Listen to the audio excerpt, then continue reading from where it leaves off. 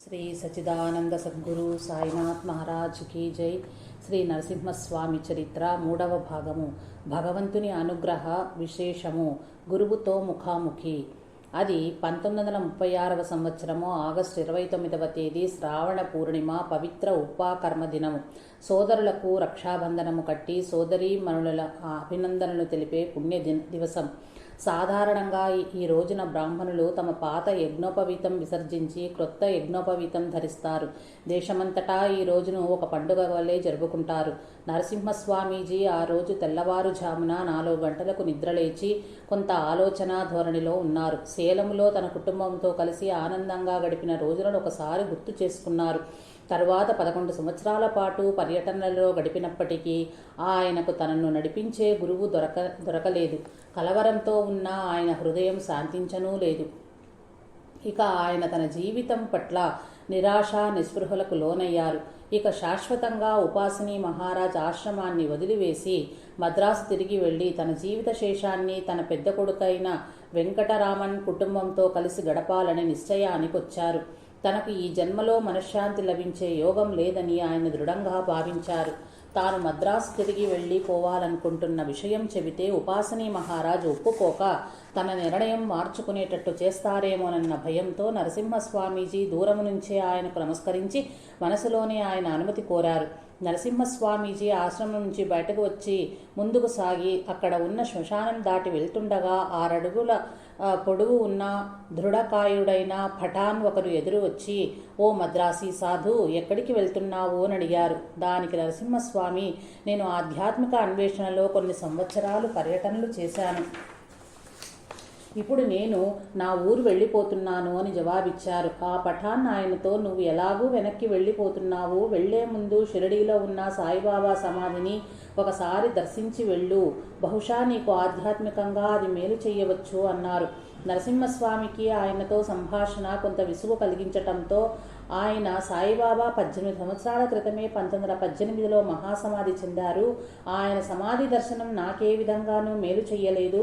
నేను ఇప్పటికే హజరత్ బాబాజాన్, తాజుద్దీన్ బాబా, ఖ్వాజా మొయిద్దీన్ చిస్తీ షరీఫ్ల దర్గాలను దర్శించాను. అవి ఏవీ నన్ను ప్రభావితం చెయ్యలేదు" అని నిక్కచ్చిగా చెప్పారు.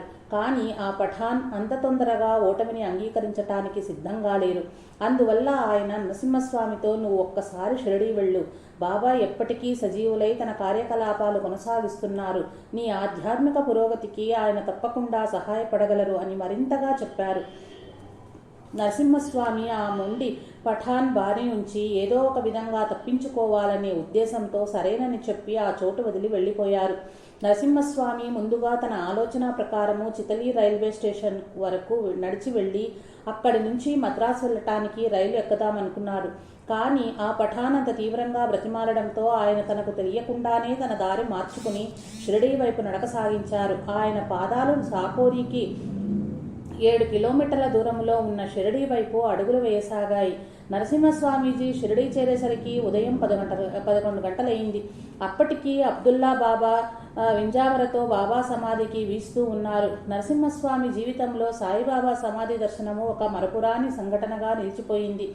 మనలో చాలా మంది జీవితాలలోని ఆధ్యాత్మిక పురోభివృద్ధికి ఈ సంఘటన కొత్త అధ్యాయాన్ని లిఖించింది.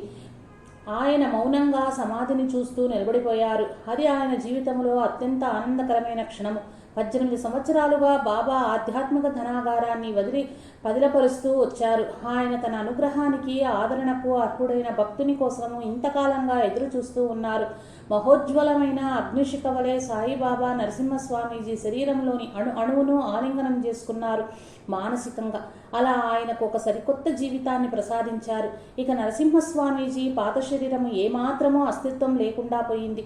ఆయన సాయి స్వరూపి నరసింహస్వామీజీగా మారిపోయారు. ఇదంతా లిప్తపాటు కాలంలో జరిగిపోయింది. తన ఆత్మ తత్వ సాక్షాత్కారం పొందిన నరసింహస్వామి తన ఆత్మతత్వ సాక్షాత్కారం పొందిన నరసింహస్వామి ఆ క్షణమే అక్కడే సాయిబాబాలో భాగం అయిపోయారు. మరొకలా చెప్పాలంటే నరసింహస్వామీజీ తానే సాయిబాబా వలె మారిపోయారు. ఆయనను అప్పటి వరకు అవిశ్రాంతంగా పర్యటింపచేసిన కల్లోల మనసు ఆ క్షణంలోనే నిశ్చలమైపోయింది. స్వచ్ఛమైన నిర్మలమైన ఆకాశం వలె ఆయన మనసు శాంతి నొందింది. సాయి పరిపూర్ణ కృపకు ఆయన పాత్రుడయ్యారు. స్వామీజీలో సాయి జ్ఞానజ్యోతిని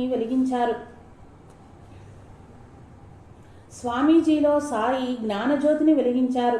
నరసింహస్వామి రమణ మహర్షి సన్నిధిలో తాను పొందిన ప్రయోజనాలను self realization biography of Ramana Maharshi అనే గ్రంథం ద్వారా మనందరితో పంచుకున్నారు. అదేవిధంగా ద సేజ్ ఆఫ్ సాకోరి ద్వారా అక్కడి అనుభవాలను తెలియజేశారు. చివరకు షిరిడీలో ఆయన అత్యున్నత స్థాయిలో పురోగమించటం వల్ల ఈ క్షణానికి ప్రపంచం దాని పరిణామాలను ఆస్వాదించగలుగుతోంది.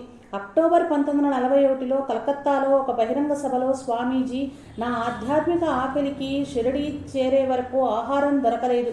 షిరిడీలో నేను స్వీకరించగలిగిన దానికంటే ఎంతో ఎక్కువగా బాబా నాకు ప్రసాదించారు.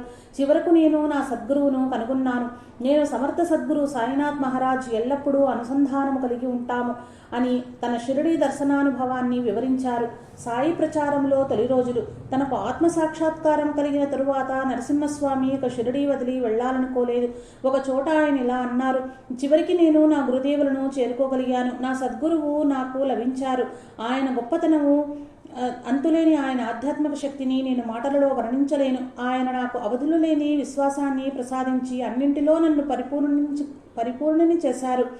ఆయన మూర్తీభవించిన ప్రేమకు ప్రతిరూపము. నా కోరికలన్నీ ఆయన తీరుస్తారు. సుమారు 60 సంవత్సరాల పాటు ఒక గొప్ప మహాత్ముడు ఒక మారుమూల కుగ్రామంలో నివసించి ఎంతో మందిని అనుగ్రహించినప్పటికీ అది కొద్ది మందికి మాత్రమే, అది అతి స్వల్పంగా మాత్రమే ఆ మహాత్ముని గురించి తెలియటం నరసింహస్వామికి ఎంతో ఆశ్చర్యాన్ని కలిగించింది. సాయిబాబాను షిరిడీ నుంచి బయటకు తీసుకువచ్చి మొదట మహారాష్ట్ర అంతటా ఆయన గురించి తెలిసేలా చెయ్యాలని నరసింహస్వామి నిశ్చయించుకున్నారు. తన స్వస్థలంలోనే కాక ప్రతి పట్టణంలోనూ వీధి వీధికి బాబా గురించి తెలియచెప్పి చివరకు బాబా సందేశాన్ని దేశమంతా వ్యాపింపచేయాలని కృతనిశ్చులయ్యారు. సాయి కృప అనే నిధిని, తాను అందుకున్న ఖజానాను అందరితో పంచుకోవాలని ఆయన ఆరాటపడ్డారు. ఒక దక్షిణ ప్రాంతవాసి అయి ఉండి నరసింహస్వామీజీ చూపిన ఆసక్తి, తపన షిరిడీ సంస్థానం వారిని ఆకట్టుకున్నాయి. బాబా సశరీరులుగా ఉండగానే ప్రారంభించిన నిత్య పూజ ఆయన సమాధికి కూడా కొనసాగుతూ ఉండేది. సంప్రదాయక విధానాల ప్రకారము నరసింహస్వామీజీ ఆ అర్చన విధానంలో కొన్ని మార్పులు సూచించారు. ఆయన సాయి అష్టోత్తరం గూర్చి దానిలో తన భక్తిని, జ్ఞానాన్ని సాయికి విన్నవించారు. దీన్ని బాబాకు చేసే నిత్య పూజలో షిరిడీ సాయి మందిరం వారు జోడించారు. ఇదే నరసింహస్వామీజీ భక్తికి బాబా అంగీకారం తెలిపినట్లు రుజువయింది. తన బృహత్ కార్యాన్ని ప్రారంభించటానికి ముందుగా నరసింహస్వామీజీ సాయిబాబా గురించి మరింత తెలుసుకోవలసి ఉంది. సాయిబాబాతో ప్రత్యక్ష సంబంధము కలిగి సుకృతులైన భక్త శిఖామణుల నుంచి బాబా గురించిన వివరాలు తనకున్న మరాఠీ పరిజ్ఞానంతో సేకరించగలిగారు. అప్పటికి షిరిడీలోనే అబ్దుల్లా బాబా జీవించే ఉన్నారు. అబ్దుల్లా బాబా షిరిడీ వీధులు చిమ్మటం, లెండి తోటకు నీరు పెట్టడం, ద్వారకామాయిలో బాబా కోసం కుండలో నీళ్లు నింపటం వంటి సేవలు చేసేవారు. మాజీ పోలీస్ హెడ్ కానిస్టేబుల్ అయిన గణపతిరావు సహస్రబుద్ధే సాయిబాబాను గురించిన హరికథలు ఉపన్యాసాల రూపంలో ప్రజలకు తెలియజేసేవారు. బాబాచే దాసగను అని పిలువబడిన ఆయన బాబాకు ప్రియ భక్తుడు. ఈ దాసగను మహారాజ్ తన హృదయపూర్వక సహాయాన్ని నరసింహస్వామికి అందజేశారు. ఇండోర్ నివాసి ఎంబి రేగే మరికొందరు బాబా అనుగ్రహ ఆశీస్సులు పొందిన భక్తులు కూడా అప్పటికి జీవించే ఉన్నారు. 1936 నాటికి నరసింహస్వామీజీ వయసు 62 సంవత్సరాలు. ఆయన రుమాటాయిడ్ ఆర్థరైటిస్ అనే కీళ్లకు సంబంధించిన జబ్బుతో బాధపడేవారు. దాని ఫలితంగా ఆయన చలికాలంలో దాదాపుగా కదలలేకపోయేవారు. అయితే సాయిబాబా నుంచి ఆధ్యాత్మిక భాండాగారాన్ని స్వంతం చేసుకున్న శ్రీ నరసింహస్వామి అత్యంత ఆసక్తితో బాబాను ప్రజలందరిలోకి చేర్చాలని తన కొత్త బాధ్యతను నెరవేర్చడం ప్రారంభించారు. ఈ క్రమంలో మొదటి మెట్టుగా బాబాతో ప్రత్యక్ష అనుబంధం కలిగిన భక్తుల అనుభవాలను సేకరించాలనుకున్నారు. దీనికోసం నరసింహస్వామీజీ ఎంతగానో పర్యటించి పరిశోధించి వారి అనుభవాలు సేకరించారు. వీటి ద్వారా బాబా ఎంతో అద్భుతమైన రీతిలో వారిని ప్రమాదాల నుంచి రక్షించటం, వారి ప్రార్థనలకు సమాధానమివ్వటం వంటి మహిమలు చేశారని తెలుసుకున్నారు. ఈ అనుభవాలు నరసింహస్వామికి ఎంతో ఆశ్చర్యాన్ని, ఆసక్తిని కలిగించాయి. ఇంత గొప్ప వ్యక్తిత్వమైన సాయిబాబా గురించి మన విశాల దేశమంతటా తెలియచేయటము చాలా ముఖ్యమని ఆయన భావించారు. అందువల్ల ఈ అనుభవాలన్నింటినీ ఆయన గ్రంథస్థం చేశారు. 3 భాగాలుగా డివోటీస్ ఎక్స్పీరియన్సెస్ అనే శీర్షికతో ఇంగ్లీషు, తమిళ భాషల్లో వీటిని ప్రచురించారు. ఈ ప్రేమపూర్వక కృషిలో నిమగ్నులై ఉండగా నరసింహస్వామికి భగవంతులైన కృష్ణుడు, రాముడు ఆధునిక యుగములో మానవాళికి మేలు చేసే నిమిత్తము సాయిబాబాగా అవతరించారని రూఢి అయినది. బాబా రూపంలో ఉన్న శక్తి సర్వసమర్థమైనది. అది ఆయన మరణానికి ముందు, అనంతరం కూడా అత్యున్నత స్థాయిలో ప్రభావాన్ని చూపగలిగినదని, అతి ఖచ్చితంగా భగవద్ అవతారమని నరసింహస్వామి గుర్తించారు. త్రిమూర్తులే బాబా అని, తాను సాయిపై విశ్వాసాన్ని పెంపొందించడమే ధ్యేయంగా పనిచేయాలని తనకు తాను నిర్దేశించుకున్నారు.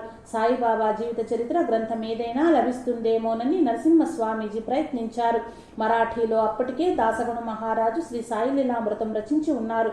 శాంత్రాకృజ్ నివాసి లాయర్ రావు బహదూర్ ఎంవి ప్రధాన్ బాబాను గురించి గ్లింప్స్ ఆఫ్ స్పిరిచువాలిటీ పేరుతో చిన్న పుస్తకం రాశారు. బాబా అంగీకారం, ఆశీస్సులు అందుకున్న ప్రామాణిక గ్రంథం అన్నా సాహెబ్ దాబోల్కర్, హేమట్ పంచే మరాఠీలో శ్రీ సాయి సచ్చరిత్రగా రచింపబడినది. పైన చెప్పిన గ్రంథాలన్నీ నరసింహస్వామి అధ్యయనం చేయటమే కాక తాను సేకరించి కూర్చున్న అనుభవాల ద్వారా తాను సాగించిన సద్గురు అన్వేషణ విజయాన్ని ఆయన సార్థకం చేసుకోగలిగారు. జస్టిస్ ఎంబి రేగే దాసగణు మహారాజులతో కలిసి ఆయన మహారాష్ట్ర అంతటా విస్తృతంగా పర్యటించి ఇంగ్లీషు, మరాఠీలలో అనేక ఉపన్యాసాలు ప్రజలకు అందించారు. ఈలోగా బాబాను గుర్చి అనేక వ్యాసాలు మద్రాసు సండే టైమ్స్లో ప్రచురింపచేశారు. ఈ బృహత్ కార్యక్రమాలలో నరసింహస్వామీజీ జీవితము 1938 చివరి వరకు చాలా మహోన్నతంగా గడిచిపోయింది. 1939వ సంవత్సరం ఆరంభంలో ఆయన మద్రాసుకు తిరిగి వచ్చారు. సాయి ఉద్యమానికి బాబా సహకారం.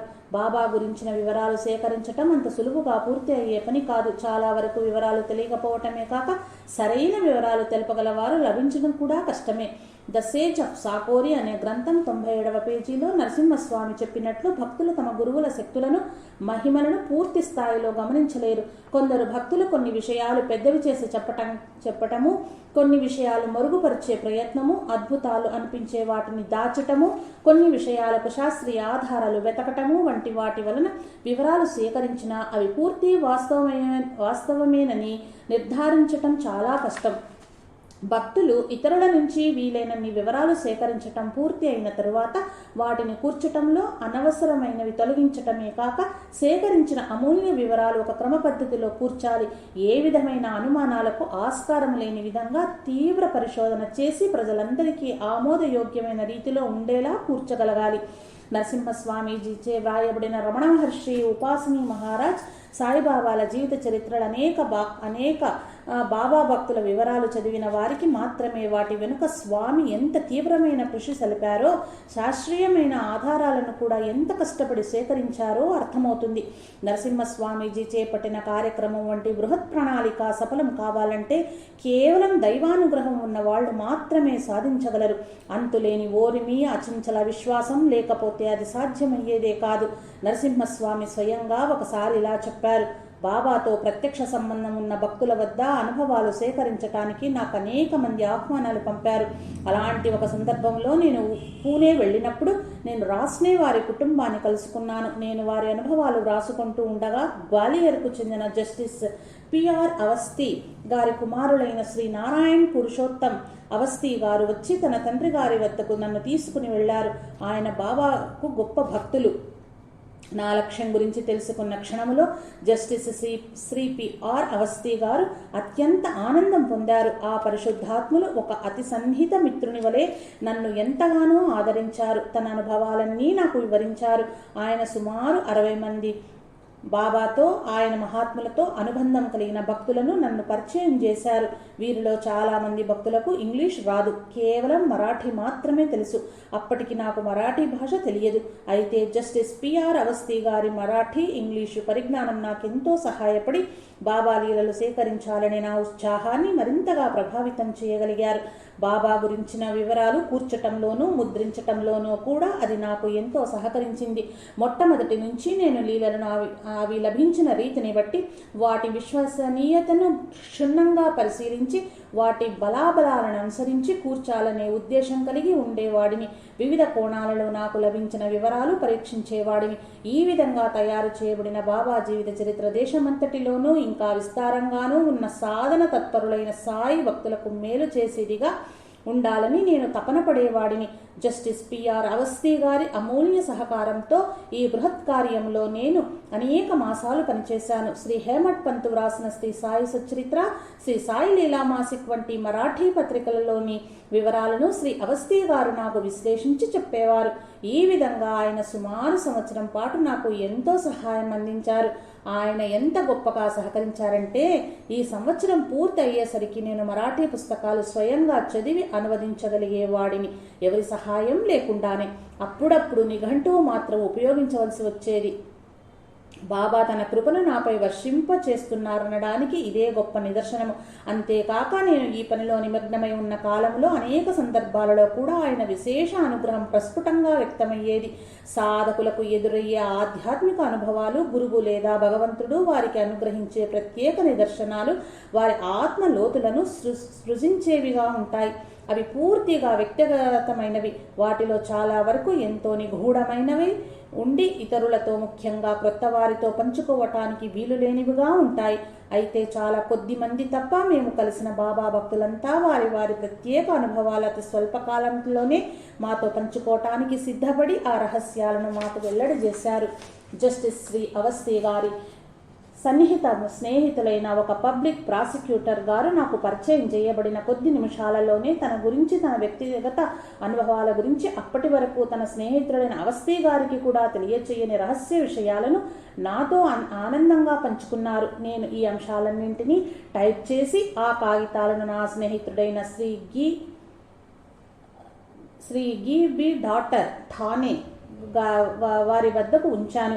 నేను పూణేలో ఉండగా శ్రీ డాటర్ గారు నేను తన వద్ద ఉంచిన కాగితాలను ఎంత వెతికినా కనిపించడం లేదని, ఎక్కడో పోయాయని నాకు తెలియజేశారు. నా వద్ద ఆ వివరాలకు సంబంధించిన వేరే ప్రతులేవీ లేవు. నా లక్ష్య సాధనలో ఈ సంఘటన తీరని లోటుగా పరిణమించగలదు.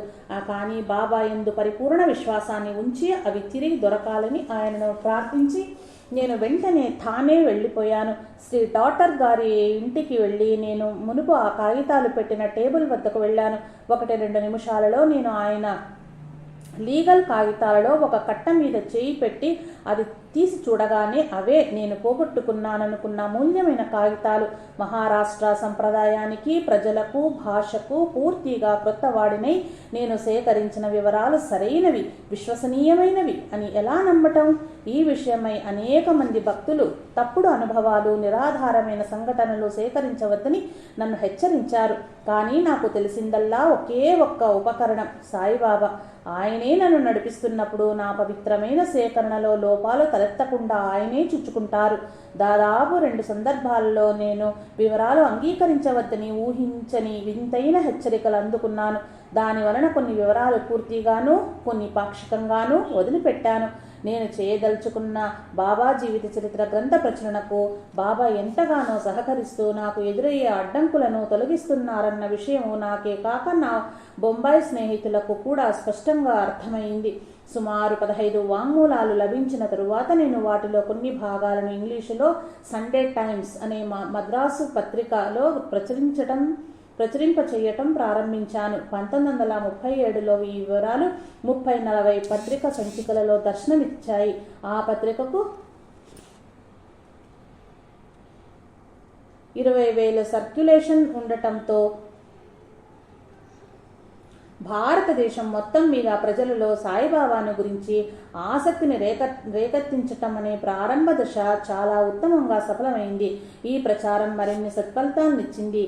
ఒక సన్నిహిత స్నేహితులు ఈ అనుభవాల ద్వారా బాబా గొప్ప మహాత్ముల వలె కాక ఏదో కొన్ని శక్తులు కలిగిన సాధువు అనే దురభిప్రాయం ప్రజలలో ఏర్పడుతోందని నాకు తెలియజేశాడు. అప్పుడు నేను మరి శ్రీకృష్ణుడు చూపిన మహిమల సంగతి ఏమిటి అని ప్రశ్నించగా అతడు అవి శ్రీకృష్ణుని స్వభావంలో ఒక భాగం అన్నాడు. వెంటనే నేను అలాగే బాబా లీలలు కూడా బాబా తత్వంలో ఒక భాగం మాత్రమే అన్నాను. కానీ ఆ స్నేహితుడు నా వ్యాసాలలో ఈ విషయం అర్థమయ్యేలా ఉండటం లేదని చెప్పాడు. నా స్నేహితుని విశ్లేషణ సరైనదే. తన గురువు పట్ల తప్ప మిగతా అందరు సాధువుల పట్ల ద్వేషం ప్రదర్శించే మనస్తత్వం కలిగిన వ్యక్తి కాదతను. అతను అసూయ, ద్వేషం వంటి దుర్గుణాలంటని శుద్ధమైన పవిత్ర మనస్తత్వం గలవాడు. ఆధ్యాత్మిక జీవితం యొక్క ఆరంభ దశలో ఉన్న వారికి పరిపూర్ణ సత్యాన్ని గ్రహించే క్రమంలో ఈ మహిమలు కొంతవరకే ప్రాధాన్యత సంతరించుకుంటాయని, తరువాత స్థాయిలలో అవి అప్రధానమైనవని అతను ప్రజలకు తెలియజెబుతూ ఉండేవాడు. అప్పుడు నేను చేసిన పొరపాటు నాకు అర్థమైంది. నేను సేకరించిన ఒక్కొక్క భక్తుని అనుభవాలను నేను విడివిడిగా ప్రచురింపజేస్తున్నాను. వేర్వేరుగా ఉన్న ఈ అనుభవాలు ఇటుకలన్నింటినీ పేర్చి ఎంత గొప్ప భవంతి నిర్మించవచ్చో పాఠకులకు అర్థమయ్యేది కాదు. ఆ భక్తులలో అతి కొద్ది మందికి మాత్రమే తమ అనుభవాలు ఏ కోవకు చెందినవో, బాబా అసలు తత్వం ఏమిటో అవగతమై ఉండేది. శ్రీ రామకృష్ణ పరమహంస కాళీమాతకు ప్రతిరూపంగా ఒక జ్ఞాని అయిన పండితుడు తనకు మార్గదర్శనం చేయాలని కోరినట్లే నేను కూడా బాబాని ఈ విషయమై తీవ్రంగా ప్రార్థించాను. నేను వార్తాపత్రికలలో ప్రచురింపచేయటం, ఇంగ్లీషులో మాత్రమే వివరాలు కూర్చటం మాని మార్గదర్శకమైన జీవిత చరిత్ర రూపంలో ఆ మహనీయుని గురించి ముందు నా మాతృభాషలో గ్రంథం తయారు చేయాలని నా అంతరాత్మ ప్రబోధంగా నాకు అనిపించింది. ఈ సత్కార్యం మొదలుపెట్టిన తరువాత మొట్టమొదటి అధ్యాయంలోనే బాబా తత్వము, ఆయన శక్తులు, వాటి వివరాలు, బాబా గురువు, ఆయన గురువు బాబాకు ఏం చేశారో ఈ వివరాలన్నింటి మీద దృష్టి కేంద్రీకరింపబడింది. ఈ క్రమంలో నేను బాబా బోధనను పరిశీలించాను. అవి పురాణాలలో చెప్పబడిన కొన్ని అద్భుత విషయాలలో సరిపోలాయి. బాబా గురువు మూర్తీభవించిన దివ్యత్వమే, ఆ గురువే భగవంతుడని, భగవత్స్వరూపి అయిన ఆ గురువు కృప బాబాకు ఏ విధంగా ఒక దివ్య అద్భుత అవతారంగా మలిచిందని, విశేష శక్తులు అనుగ్రహించిన వైనం, ఇవన్నీ పూర్తిగా అర్థం చేసుకోగలిగాను. బాబా అందుకున్న బోధలు, బాబా అందించిన బోధలు అదృశ్య రూపంలో తమ ప్రభావం నాపై చూపేవి. అవి బాబా గురించిన అనేక విషయాలు నా మనస్సుకు స్ఫురించేలా ఆశ్చర్యకరమైన శక్తిగా నన్ను నడిపించేవి. ఆ శక్తి తరంగాలు నేను తెలుసుకోవాలనుకుంటున్న బాబా గురించిన వివరాలు నాకు తెలిసేలా చేసేవి. మొట్టమొదటిసారిగా బాబా తత్వం గురించి, ఆయన శక్తి సామర్థ్యాలను గురించి, ఆయన జీవన విధానం గురించిన స్పష్టమైన ఖచ్చితమైన వివరాలు ఇంట్రడక్షన్ టు సాయిబాబాలో నేను పొందపరచగలిగాను. దీని మొదటి ముద్రణ నవంబర్ 1939లో ప్రచురించబడగా కేవలం 11 నెలల కాలంలో 3వ ముద్రణ కూడా వెలువడి అనూహ్య స్థాయిలో ప్రజలలో విస్తరించింది. భక్తులచే వివరించబడిన వారి అనుభవాలను కూడా పార్ట్ 1, పార్ట్ 2లుగా ప్రచురింపచేసి అందించడం జరిగింది. తదనంతరం ఈ ఇంట్రడక్షన్ టు సాయిబాబా అనేక దక్షిణ భారత ప్రాంతీయ భాషల్లోకి, తమిళం, మలయాళం, కన్నడ, తెలుగు భాషల్లోకి అనువదించబడింది. ఈ పరిస్థితులన్నింటి క్రమాన్ని పరిశీలిస్తే సాయి భక్తి ఉద్యమానికి సాయి తన సుముఖతను తెలియజేసినట్లు అనిపిస్తుంది. పై సత్యాన్ని ధృవీకరించే మరొక అంశం ఏమిటంటే, కొద్ది నెలల కాలంలో దక్షిణ ప్రాంతంలో వేలకు వేల మంది బాబా భక్తులుగా మారిపోయారు. హారతులు నిర్వహించటం కోసం సభలు ఏర్పాటయ్యేవి. సాయిబాబాను గురించి కొన్ని విషయాలు చర్చించుకోవటం కూడా జరిగేది. దేశంలోని నలుమూలల నుంచి బాబా భక్తులుగా మారిన అనేక మందికి అనేక అద్భుత అనుభవాలు ప్రసాదించటము బాబా ఈ ఉద్యమానికి తన ఆమోదం తెలిపిన మరొక అంశము. ఈ అనుభవాలన్నింటినీ భక్తులు నాకు తెలియజేసేవారు. ఈ వివరాలన్నీ డివోటీస్ ఎక్స్పీరియన్సెస్ అనే శీర్షికన ప్రచురితమయ్యాయి.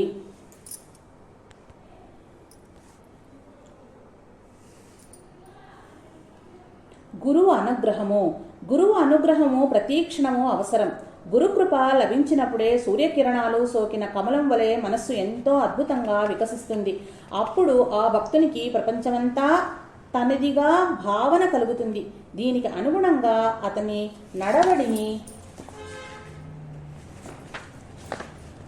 అంతరాత్మ సరైన రీతిలో నడిపిస్తుంది. దయగల హృదయము తన పరిధిలో ఉన్న వారందరికీ ఆనంద సాగరం వంటిది. సత్యం, ప్రేమ అనే కొమ్మల నీడలో మన ఆధ్యాత్మిక జీవితపు పయనము కొనసాగి ప్రతి ఒక్కరూ ఆ దారిలో తరించే ప్రయత్నం చేద్దాం. నేను సాయి కృపలో, సాయి ప్రేమలో మునిగిపోయాను. ఆయన నన్ను పూర్తిగా స్వాధీనం చేసుకున్నారు. ఆ సజీవ చైతన్యానికి నేను శరణాగతుడైపోయాను. శ్రీ నరసింహ స్వామీజీ. ఏకైక లక్ష్యము. శ్రీ నరసింహస్వామీజీకి ఆగస్టు 29, 1936 సంవత్సరంలో ఆత్మదర్శనం లభించింది. సాయి నుంచి తాను పొందిన నిధిని, దాని ప్రయోజనాలను అందరితో పంచుకోవాలని కృతనిశ్చులయ్యారు. శుద్ధానంద భారతి స్వామీజీ అనే ఆయన నరసింహస్వామి సమకాలికులు. తిరువన్నామలై రమణాశ్రమంలోను, సాకోరిలోని ఉపాసని బావ ఆశ్రమంలో కూడా ఆయన నరసింహస్వామి సహచరులుగా ఉన్నారు. నరసింహస్వామీజీ ముఖంలో ప్రస్ఫుటంగా వ్యక్తమవుతున్న శాంతి, వెలుగు ఆయనను ఆశ్చర్యపరిచాయి. శుద్ధానంద భారతి స్వామి షిరిడీలో సాయిబాబాతో కొంతకాలం కలిసి ఉన్నారు. ఆయన సాకోరిలో ఉపాసని ఆశ్రమంలో ఒక సభ్యునిగా ఉన్నారు. కొంతకాలం పాటు కలకత్తాలోని రామకృష్ణ మఠంలో రామకృష్ణ పరమహంస, వివేకానంద స్వామిల ప్రత్యక్ష శిష్యులలో కూడా సహజీవనం చేశారు. బదరి, కేదారం, ఋషికేశ్, హరిద్వార్, కాశీ మొదలైన తీర్థయాత్రలు కూడా చేశారు. రామాయణం, మహాభారతం, భాగవతం మాత్రమే కాక బైబిల్, ఖురాన్లు కూడా ఆయన క్షుణ్ణంగా చదివారు. నరసింహస్వామీజీ కంటే ఎంతో ముందు నుంచి ఆయన ఆధ్యాత్మిక మార్గంలో ఉన్నారు. ఇన్ని చేసినా ఆయన మనసు నిశ్చలమవక శాంతి లేక ఉండేది. ఆత్మసాక్షాత్కారమనే లక్ష్యమైతే ఆయనకు ఎంతో దూరంలో ఉండేది. ఆత్మస్వరూపులైన సాయిబాబా, ఉపాసని మహారాజ్, రమణ మహర్షి వంటి వారితో సహవాసం కూడా ఆయనకు మనశ్శాంతిని ప్రసాదించలేకపోయింది. తన నిరాశ గురించి ఆయన ఒకసారి ఉపాసని మహారాజుకు విన్నవించారు. సాయి కృప వలన నరసింహస్వామీజీకి లభించిన సాక్షాత్కారము, దర్శనం పట్ల ఆయన ఎంతో సంతోషం వ్యక్తం చేశారు. ఉపాసని మహారాజ్ ఆయన మాటలన్నీ ఓర్పుగా విని ఆయన అడిగిన ప్రశ్నలన్నింటికీ ఆ రోజు రాత్రి సమాధానం చెబుతున్నారు. అదే సమయంలో ఆయన ఉపాసని ఆశ్రమం వద్ద రాత్రి జరిగే విందుకు రమ్మని శుద్ధానంద భారతి స్వామీజీని ఆహ్వానించారు. విందుకు భారీ ఎత్తున ఏర్పాట్లు గావించబడ్డాయి. అనేక రకాల పదార్థాలు, మిఠాయిలు, పిండి వంటలు తయారు చేయబడ్డాయి. శుద్ధానంద భారతి స్వామి సరిగ్గా సరైన సమయానికి ఉపాసని ఆశ్రమానికి చేరుకున్నారు. ఆ విందుకు ఆయన ఒక్కరే అతిథి. ఆయనను ఎంతో సాదరంగా ఆహ్వానించారు. ఎన్నో రకాల పదార్థాలు వడ్డించి భోజనం పెట్టారు. ఉపాసని మహారాజ్ ఆయనతో పాటు భోజనం చేయకపోయినప్పటికీ ఆయనకు అనేక స్వీట్లు, పిండి వంటలు వడ్డించి తినిపించారు. ఆ అతిథి మర్యాదకు పొంగిపోయిన శుద్ధానంద భారతి స్వామీజీ కడుపు నిండా తృప్తిగా తాను తినగలిగిన దానికంటే కొంచెం ఎక్కువగానే తిన్నారు. భోజనం పూర్తి అయిన తరువాత ఆయనకు పైకి లేవటం కూడా కష్టమైంది. ఆయన్ను మరొకరు లేవవలసి వచ్చింది. అంత అతిగా తినటం వలన ఆ రాత్రి శుద్ధానంద భారతి స్వామికి నిద్రపట్టలేదు. పొట్టలో విపరీతమైన నొప్పి వచ్చి విరోచనాలు, డయేరియా మొదలయ్యాయి. ఒక్క నిమిషం కూడా కునుకు తీయలేకపోయారు. ఆ రాత్రంతా ఆయనకు ఎంతో బాధగా గడిచింది. మర్నాడు తెల్లవారేసరికి ఆయన తనకు జరిగిన దానితో పూర్తిగా అలసిపోయారు. ఉదయం ఉపాసని మహారాజ్ శుద్ధానంద భారతి స్వామిని ఆ రాత్రి సరిగ్గా నిద్ర పట్టిందా అని అడిగారు. స్వామికి కనీసం ఆ ప్రశ్నకు సమాధానం చెప్పటానికి కూడా ఓపిక లేదు. నేను ఎక్కడ విశ్రాంతి తీసుకోగలిగాను? రాత్రంతా భరించలేని కడుపు నొప్పి, విరోచనాలతో చాలా బాధపడ్డాను. ఇప్పుడు కనీసం నిలబడడానికి కూడా నాకు శక్తి లేదు అని చెప్పారు. శుద్ధానంద భారతి తాను ఎంతో మహాత్ములను దర్శించి జ్ఞానం ఆర్జించినప్పటికీ ఆధ్యాత్మికంగా ఆత్మదర్శనం ఎందుకు లభించలేదు అని ఉపాసని మహారాజును తాను అడిగిన ప్రశ్నకు తనకి ఇంకా సమాధానం చెప్పలేదని మహారాజుకు గుర్తు చేశారు. ఉపాసని మహారాజ్ నవ్వి ఆయనతో, ఇప్పటి నీ పరిస్థితే నీ ప్రశ్నలకు సమాధానం. నీకు ఎంతో మేధస్సు, జ్ఞానం ఉన్నాయి. కానీ నీకు స్థిరమైన ఏకాగ్రమైన లక్ష్యం లేదు. నీవు కేవలం జ్ఞానాన్ని సంపాదించుకుంటున్నావు తప్ప ఆ జ్ఞానం ద్వారా ఏమి సాధించాలో నీకు తెలియదు. నీకు జ్ఞానానికి సంబంధించిన డయేరియా ఉంది. అందుకే నీకు ఇంకా ఆత్మదర్శనం కాలేదు. నరసింహస్వామీజీకి తనను ఆత్మదర్శనం వైపుకు నడిపించే సద్గురువును చేరుకోవాలని ఏకైక లక్ష్యం ఉంది. ఆయన చేసిన సాధనంతా ఈ ప్రయత్నంలోనిదే. 11 సంవత్సరాలు తన చరమ లక్ష్యం కోసం అవిశ్రాంతంగా కష్టపడిన అనంతరం సాయిబాబా ఆయనకు ఆత్మదర్శనాన్ని అనుగ్రహించారు అని ఉపాసని మహారాజ్ వివరించారు. పైన చెప్పిన నరసింహస్వామీజీ లక్ష్య సాధనకై చేసిన ప్రయత్నమంతా సాయి భక్తులందరికీ దారి చూపే వెలుగు వంటిది. కుష్ఠరోగితో అనుభవం. సాయి తత్వ దర్శనం అయిన తరువాత శ్రీ నరసింహస్వామీజీకి సాకోరి వద్ద మరొక అద్భుత అనుభవం ఎదురైంది. 1936 సంవత్సరంలో బహుశా నవంబర్, డిసెంబర్ నెలలో ఒకరోజు ఒక బహిరంగ విందు ఏర్పాటు చేశారు. ఆ కార్యక్రమానికి అనేక మందిని ఆహ్వానించారు. వారిలో కొంతకాలం పాటు సాయిబాబాతో సహచర్యం చేసిన స్వామిరాం బాబా కూడా ఉన్నారు. విందు ముగియబోతున్న సమయంలో కుష్ఠవ్యాధిగ్రస్తుడైన ఒక ముసలి వ్యక్తి అచ్చటకొచ్చారు. అతని రూపము అతి భయంకరంగా ఉంది. అతనికి ఒక్కటే కన్ను ఉంది. రోగగ్రస్తమైన అతని ముక్కు, నోరు, కళ్ళ నుండి చీము, నెత్తురు కారుతున్నాయి. అతని చర్మంపై అంతా పుళ్ళు పడి ఉన్నాయి. అవి చాలా ఉన్నట్లు అతని శరీరం నుంచి భరించరాని దుర్గంధం వ్యాపిస్తోంది. ప్రతి ఒక్కరూ అతని చూచి జుగుప్స చెందారు. ఉపాసని బాబా స్వామిరాం బాబాతో, ఆ ముసలివాడు తనకు తాను తినలేకపోతున్నాడు, అతనికి వెళ్ళి నీ చేతితో తినిపించు అని చెప్పారు. అప్పుడు స్వామిరాం బాబా భావం ఎలా ఉంటుంది. వెంటనే స్వామిరాం బాబా అతని చేయి పట్టి తీసుకుని వెళ్ళి తన చేతులతో అతనికి తినిపించసాగారు. అయితే తినిపించేటప్పుడు మాత్రం తన చేతులు రక్తం కారుతున్నా అతని పెదవులకు తగలకుండా ఉండేలా చాలా జాగ్రత్త పడ్డారు. దాని కారణంగా కొంత ఆహారం క్రింద పడింది. ఆ కుష్ఠరోగి తినటం పూర్తి చేసి వెళ్లిపోయిన తరువాత ఉపాసని మహారాజ్ స్వామిరాం బాబాతో అదే కంచంలోని అన్నం తీసుకొని నువ్వు తిను అన్నారు. రసికారుతున్న కుష్ఠరోగి పెదవులకు తగిలి కలుషితమైన ఆహారం తినటం స్వామిరాం బాబాకు అసాధ్యం అనిపించింది. అతి కష్టం మీద ఆయన కేవలం ఒకే ఒక్క ముద్ద మాత్రమే తినగలిగాడు. ఆ సమయంలో ఉపాసని మహారాజ్ నరసింహస్వామీజీ వంక చూశారు. ఏమాత్రం సంకోచించకుండా నరసింహస్వామి స్వామిరాం బాబా వద్ద నుంచి ఆ కంచం తీసుకుని మిగిలి ఉన్న అన్నమంతా వెంటనే తినేశారు. అందరూ ఆశ్చర్యచకితులై చూస్తూ ఉండగా ఉపాసని మహారాజ్ అక్కడ చేరిన వారందరితో, ఆ ముసలాయన ఎంత వేగంగా వెళ్ళిపోయారో మీరు గమనించారా? శరీరం మీద అన్ని పుండ్లు, కుష్ఠరోగంతో బాధపడుతున్న వ్యక్తి అంత వేగంగా నడవటం సాధ్యమా? ఆ కుష్ఠరోగి రూపంలో ఇక్కడికి ఎవరు వచ్చారో మీకు తెలుసా? ఆయన షిరిడి సాయిబాబా కాక వేరెవరూ కాదు. అందరిలోనూ సాయిబాబాను దర్శించిన నరసింహస్వామి మాత్రమే ఆయనను గుర్తించగలిగారని చెప్పారు. నరసింహస్వామి అది విని అమితానందభరితులయ్యారు. బాబాయే స్వయంగా వచ్చి బాహ్య ఆడంబరాలకు, రూపానికి ప్రాధాన్యత ఇవ్వవద్దని, ప్రతి జీవిలోనూ కేవలం సాయినాథుని మాత్రమే దర్శించమని బాబా తనకు బోధించాడని నరసింహస్వామి గ్రహించారు. ఈ సంఘటన నరసింహస్వామికి జీవితం పట్ల కొన్ని అభిప్రాయాలను ఎంతగానో ప్రభావితం చేసింది. ఇది ఆయన ఆధ్యాత్మిక జీవితానికి గట్టి పునాదినిచ్చింది. సాయినాథుని అదృశ్య హస్తము ఆయనకు అనుక్షణము నడిపిస్తూ ఉంది. నరసింహస్వామీజీ సాయిబాబాకు సంపూర్ణ శరణాగతులయ్యారు. జై సాయి మాస్టర్. సాయి భక్త శ్రీ బివి నరసింహస్వామి వారి సమాధి మందిరం ఎక్కడ ఉంటుందనే ప్రశ్న మనలో ఏర్పడినప్పుడు, చెన్నై మహాపట్నం నందు మైలాపూర్ నందు ఉన్న బాబా మందిరంలో బాబా విగ్రహం వెనుకాల చిన్న మందిరం ఒకటి ఉంటుంది. అదే బివి నరసింహస్వామి వారి సమాధి మందిరం. చాలా చాలా ప్రశాంతంగా ఉంటుంది. నేను చాలాసార్లు బాబా దయ వల్ల దర్శించడం జరిగింది. అక్కడ కూడా ఇప్పటికీ మిరాకిల్స్ జరుగుతూనే ఉంటాయి. నాకు చాలా మిరాకిల్స్ జరిగాయి. మీరు వెళ్ళాలనుకున్న వాళ్ళు, చెన్నైలో ఉన్నవారు లేదా ఆయన సమాధి మందిరాన్ని దర్శించాలనుకున్నవారు, చెన్నైలో ఉన్నటువంటి మైలాపూర్ అనే ప్రాంతంలో బాబా మందిరం ఉంది. ఆ బాబా మందిరం విగ్రహం వెనుకాల ఒక మందిరం ఉంటుంది. అక్కడ సాయి భక్త శ్రీ బివి నరసింహస్వామి వారి సమాధి మందిరం ఉన్నది.